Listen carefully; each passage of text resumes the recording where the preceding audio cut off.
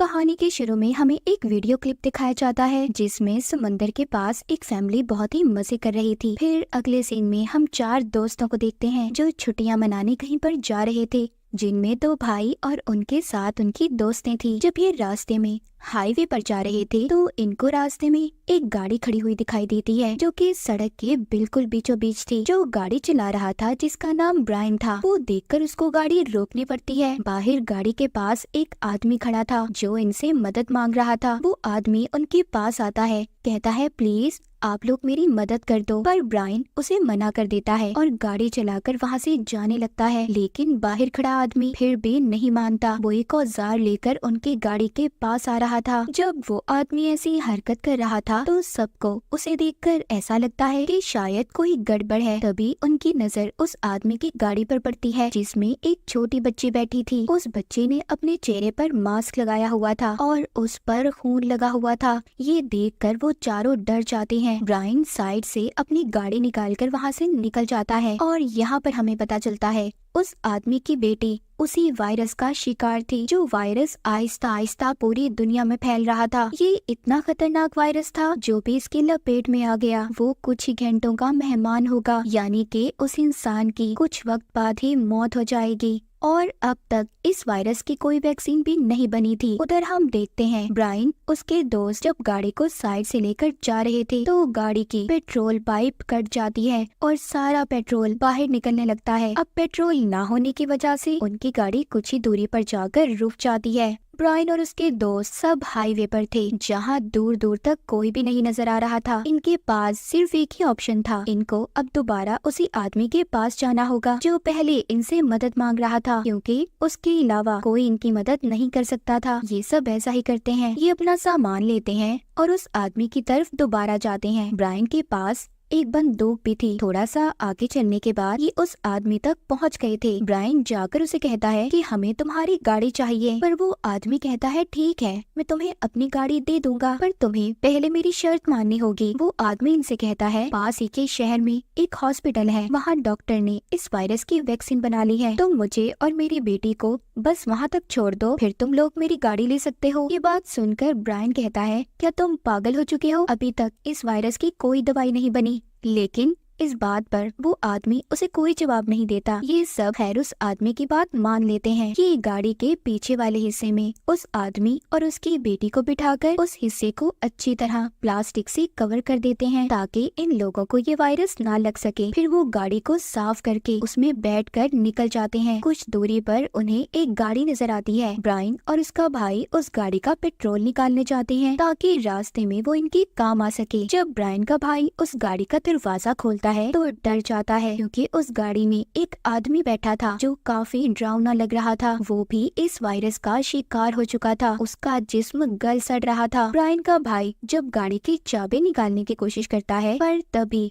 उस आदमी को होश आ जाता है। ब्रायन के भाई ने दोबारा से उस गाड़ी के दरवाजे को बंद कर दिया था। फिर वो पेट्रोल निकालकर शहर में पहुंच गए थे। वहाँ पर चारों तरफ मौत की शांति थी। वो शहर नहीं बल्कि एक कब्रिस्तान लग रहा था जहाँ चारों तरफ लाशें ही लाशें थी। अब ये लोग उस हॉस्पिटल में पहुँच गए थे जहाँ पर उस आदमी को जाना था। ये सब अंदर जाते हैं, पर वो आदमी अपनी बेटी को गाड़ी में ही रहने का कहता है। ये सुन ब्रायन की दोस्त बॉबी भी वहीं पर रुकने का कहती है, क्योंकि वो अकेली बच्ची को छोड़कर नहीं जाना चाहती थी। पर जाते हुए ब्रायन बॉबी से कहता है देखो उस बच्ची से दूर रहना और उसको छूना मत, क्योंकि ये वायरस बहुत जल्दी फैलता है। फिर ये सब अंदर चले जाते हैं। जब ये हॉस्पिटल के अंदर जाते हैं तो वहाँ पर भी ऐसे था जैसे कि कोई भी नहीं, हर तरफ खामोशी थी। लेकिन तभी उन्हें वहाँ पर एक बच्चा नजर आता है। ये सब उसका पीछा करते उस डॉक्टर तक पहुँच गए थे जिसने वैक्सीन बनाई थी। उस डॉक्टर के पास जाकर वो आदमी कहता है मुझे वो दवाई चाहिए जो इस वायरस को खत्म करती है, क्योंकि मेरी बेटी भी इस वायरस का शिकार है, मैं उसे बचाना चाहता हूँ। डॉक्टर कहता है वो दवाई अभी तक बनी नहीं है, वो ऐसी दवाई है जो तुम्हारे जिस्म में प्रोटीन को बढ़ा देती है और वो ही इंसान बच पाता है जो इस प्रोटीन को बर्दाश्त कर पाएगा। फिर वो डॉक्टर एक बच्चे को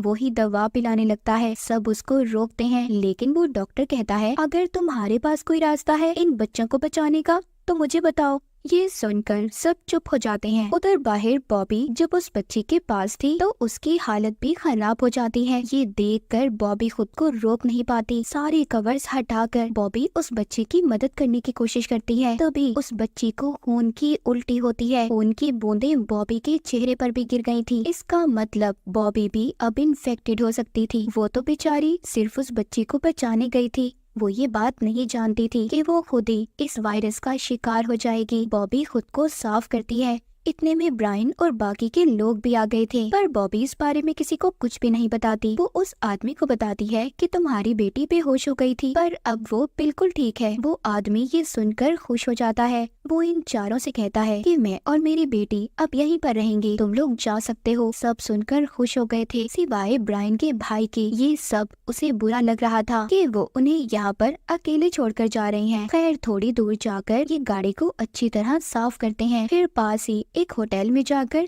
मजे करने का सोचते हैं, लेकिन ये लोग वहाँ जाकर देखते हैं उधर भी कोई नहीं था उन चारों के अलावा। जब वो वहाँ पर घूम रहे थे, ब्रायन ये देखता है कि बॉबी थोड़ी कमजोर हो रही है। वो उससे पूछता है कि क्या तुम ठीक हो? तो वो कहती है हाँ मैं ठीक हूँ। वो किसी को कुछ भी नहीं बताती कि उस इन्फेक्टेड बच्ची ने उस पर उल्टी कर दी थी। उसके बाद ब्रायन को ऐसा लगता है कि पूल में कुछ है। जब वो चेक करता है तो पानी में लाश थी, जिसे देखकर ब्रायन डर गया था और डर की वजह से पानी में गिरने वाला था। तभी उसका भाई उसे देख लेता है, जो आकर उसे बचा लेता है। उसका भाई ब्रायन से कहता है कि क्यों ना हम थोड़ी मस्ती करें। ये गोल्फ खेलने जाते हैं, जहाँ पर ये थोड़ी मस्ती भी करते हैं। रात में ब्रायन का भाई और उसकी दोस्त जब होटल में घूम रहे थे तो इनके पास एक आदमी आता है जिसने लाइट टॉर्च पकड़ी हुई थी। इन्हें लगता है कि वो ब्रायन है। ये उसे आवाज भी देते हैं ब्रायन, पर वो कोई जवाब नहीं देता। ये दोनों डर गए थे, फिर वहाँ से भागने लगते हैं और डर कर छुप गए थे। उधर बाहर ब्रायन को भी एक आदमी नजर आता है। ये उसको पकड़ लेता है। उधर उस आदमी के कुछ और साथी भी थे जिन्होंने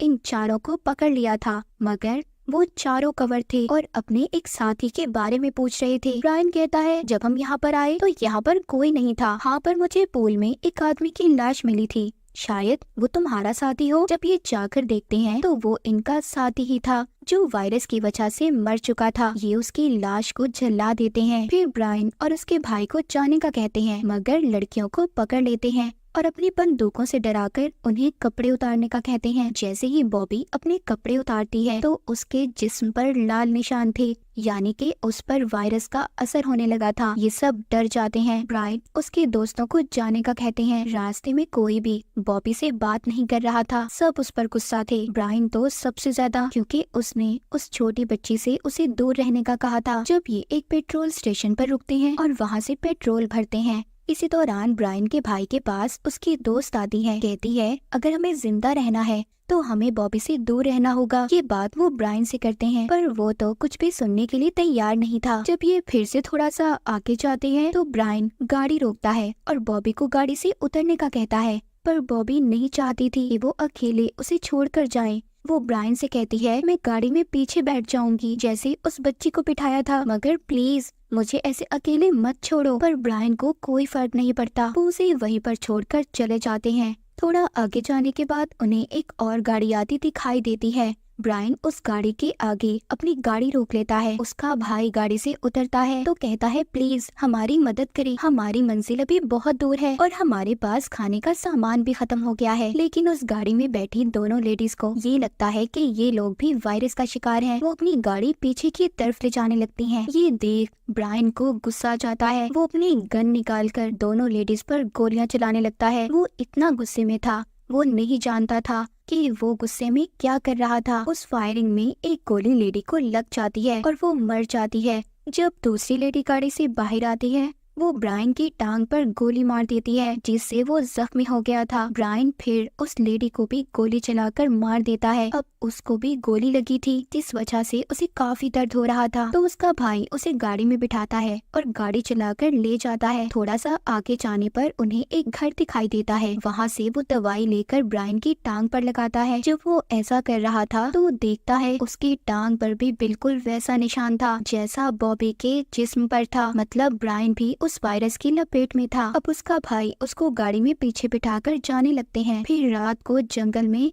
आग जलाकर बैठते हैं। ब्रायन की हालत बहुत खराब हो रही थी क्योंकि जिसको भी ये वायरस हुआ था वो बचा कहाँ था। ब्रायन के भाई की दोस्त उससे कहती है, ब्रायन सो गया है, जाओ जाकर गाड़ी की चाबियां ले आओ, क्योंकि हम और आगे ब्रायन के साथ नहीं चल सकते, वरना हम भी वायरस का शिकार हो जाएंगे। वो जाकर ब्रायन से गन और चाबियां ले लेता है। तभी ब्रायन उठ जाता है, कहता है, मेरे भाई तुम गलत चाबियां ले गए हो, गाड़ी की असल चाबी तो मेरे पास है, ये तुम्हें तभी मिलेगी जब तुम मुझे मार दोगे। पर उसका भाई ऐसा कुछ भी करना नहीं चाहता था। तो ब्रायन उससे कहता है, मैं बीमार होकर नहीं मरना चाहता, इससे अच्छा तो होगा कि मेरा भाई मुझे मार दे। वो कहता है, प्लीज मुझे मार दो। वो अपने भाई को मार देता है और फिर उसने ब्रायन की लाश को जला दिया था। इसके बाद वो अपनी दोस्त को लेकर चला जाता है और आखिरकार ये मंजिल पर पहुंच गए थे जहां पर ये चारों दोस्त आना चाहते थे, मगर अब ये सिर्फ दो ही थे। जहां पर आकर ब्रायन के भाई को अपनी और ब्रायन की कुछ पुरानी यादें याद आ रही थी, क्योंकि अक्सर वो इस समंदर के किनारे पर अपने भाई के साथ आया करता था, मगर आज ब्रायन उसके साथ नहीं था। बॉबी की गलती ने सबको एक दूसरे से अलग कर दिया। बाज दफा किसी की मदद करना हमारे लिए नुकसान साबित होता है, जैसे बेचारी बॉबी के साथ हुआ। वो तो सिर्फ उस बच्चे की मदद करना चाहती थी, उसे क्या पता था कि ये गलती उसके ही दोस्तों से उसे अलग कर देगी। और ब्रायन बेचारा जो कुछ भी नहीं जानता था, वो तो सिर्फ बॉबी के साथ रहना चाहता था, वो भी वायरस की लपेट में आ गया। और इसी के साथ ही कहानी यहीं पर खत्म हो जाती है।